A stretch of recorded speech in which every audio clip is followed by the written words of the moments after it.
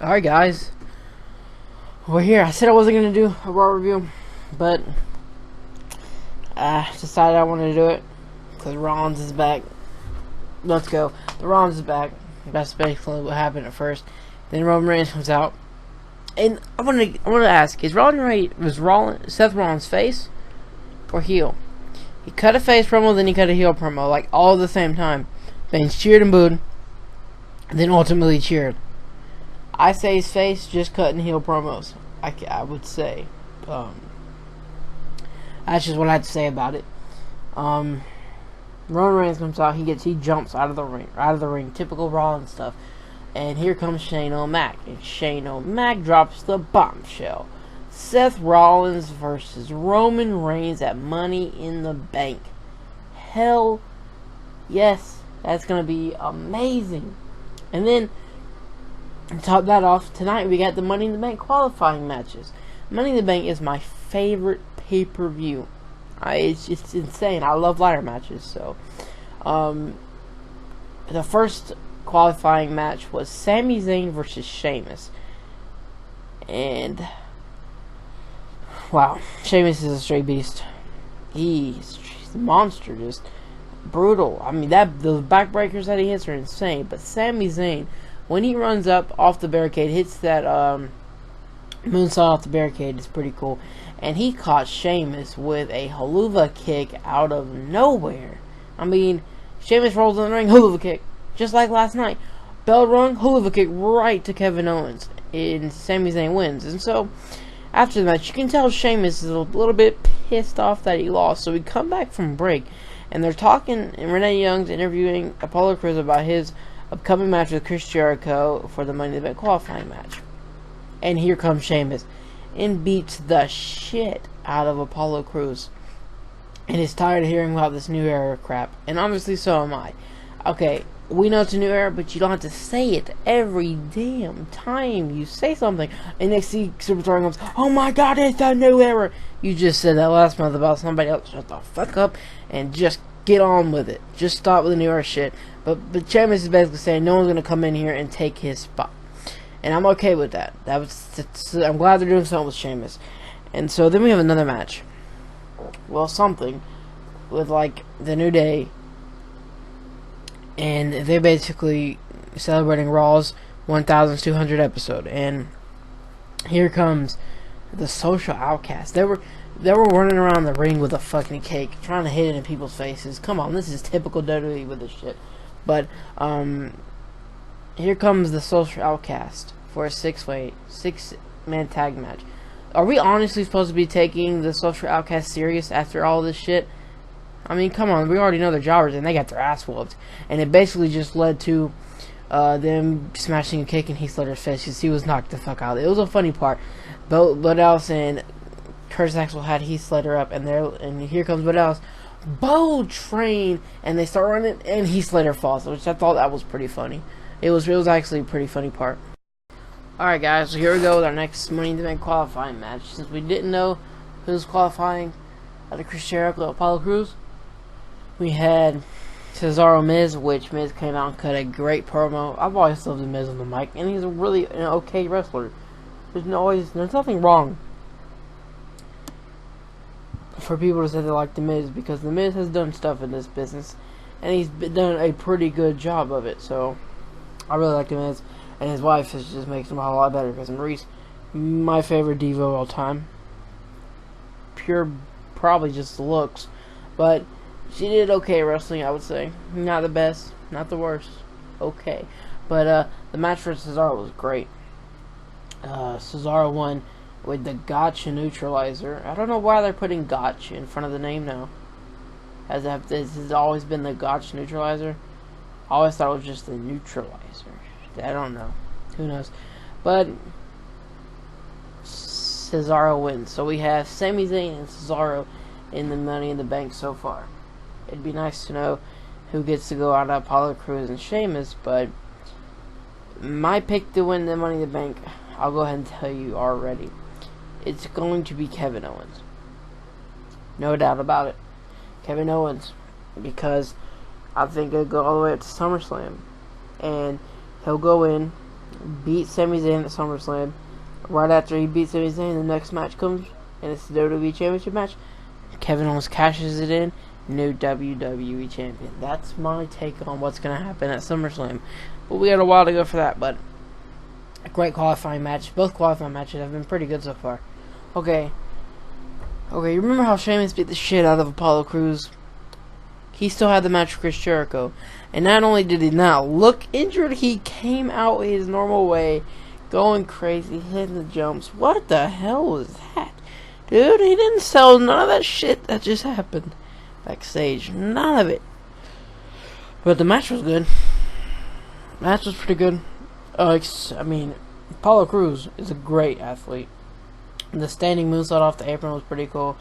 Okay, and at one point, Chris Jericho goes for the lion salt, and Apollo Crews hit a kip up, and it looked like his feet just went straight on the top of the head of Apollo Crews. If he don't have a concussion, I don't know who does anymore.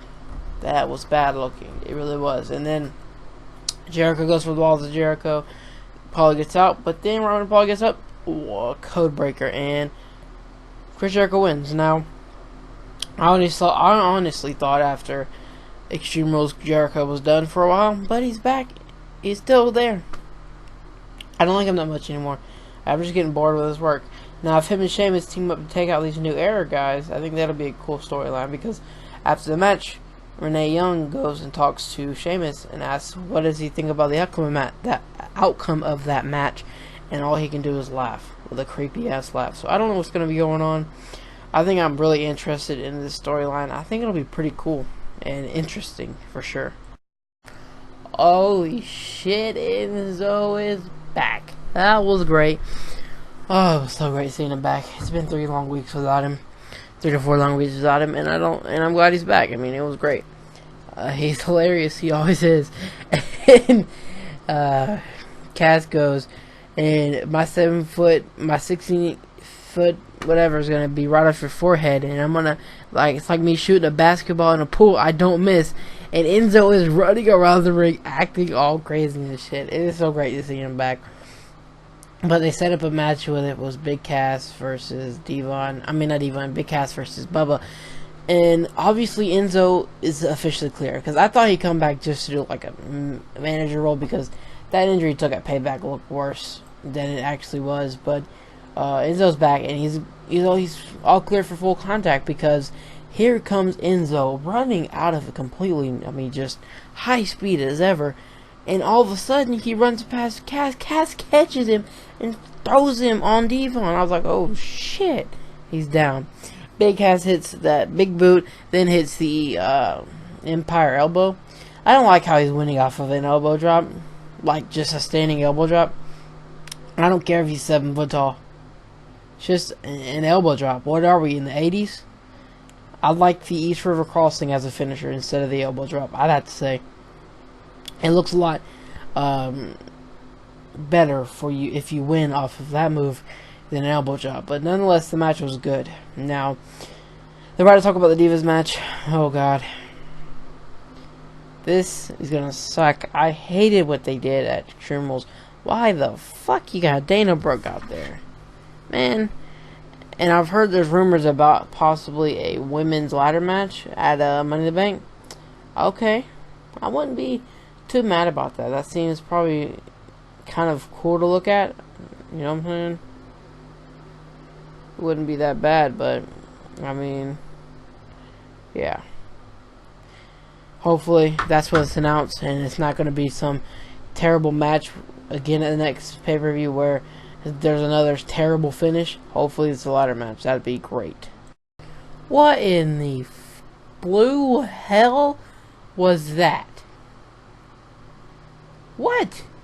What did Ric Flair just say? Okay, the promo, they had their thing.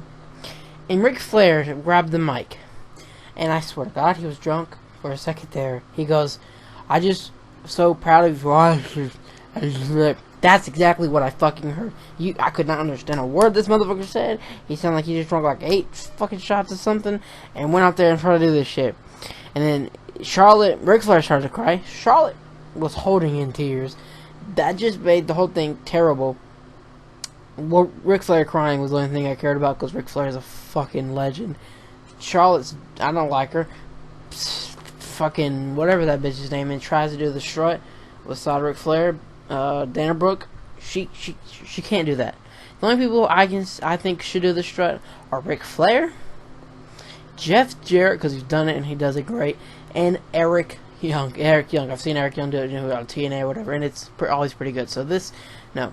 And Ric Flair started to cry because Charlotte told him to get out. But this whole backstory thing about how he was never there, Charlotte was trying not to cry either, and you could tell. I don't know. I don't like Charlotte as a women's champion anymore. God, I'd rather her be out there Ric Flair than Dana Brooke, because that's gonna suck like hell. Terrible. Please give the belt to Sasha or Bayley or Paige. Yeah, I say Bayley. Bring up Bayley, and or give it to Becky Lynch. Anybody but Charlotte. I just don't like her for some reason. I didn't like her in NXT. I sure as hell don't like her here. That's just terrible. She can't get a win on her own. It's pretty bad. Just like when we first started watching NXT. It was the very first episode that aired. She was with Summer Rae and Alicia Fox. I think those were the two other people. I was like the friends, the BFFs. What kind of shit was that? I don't know. I don't think I'm ever going to be girl fond of Charlotte. I don't care. After that was pretty bad. Just the whole thing. The whole segment was bad. I think they should have played it out in the back or something. So Rick probably had to cry for the storyline. And plus, it was probably pretty sad for him. But Charlotte, I'm surprised she didn't start bawling. Because it really did look like it. Let me get your thoughts on that whole segment. I thought it was bad. But, you know. Ooh, what a match. Dolph Ziggler versus Dean Ambrose was the best match of the night so far. They killed it. I mean, I don't know why people don't like Dolph Ziggler. I've heard a lot of things about him. They say he oversells moves, but you have a guy that they complain about, John Cena and Roman Reigns, that they don't sell enough moves. Come on, WWE fans. Some of you guys blow my mind. But, whatever. The match was good. The crossbody, the double crossbody looked nasty. Whew. And then Dolph Ziggler hit the fucking super kick in the forehead of Dean Ambrose. I mean, right in the forehead. And then Dean Ambrose slips right through the ropes, hits the clothesline. I was like, oh my god.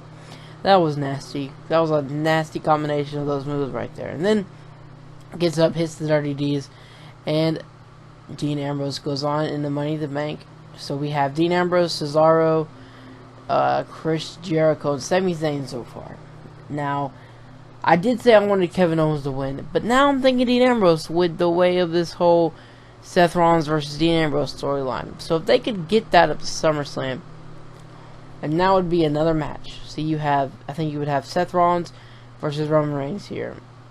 Rollins wins Money in the Bank.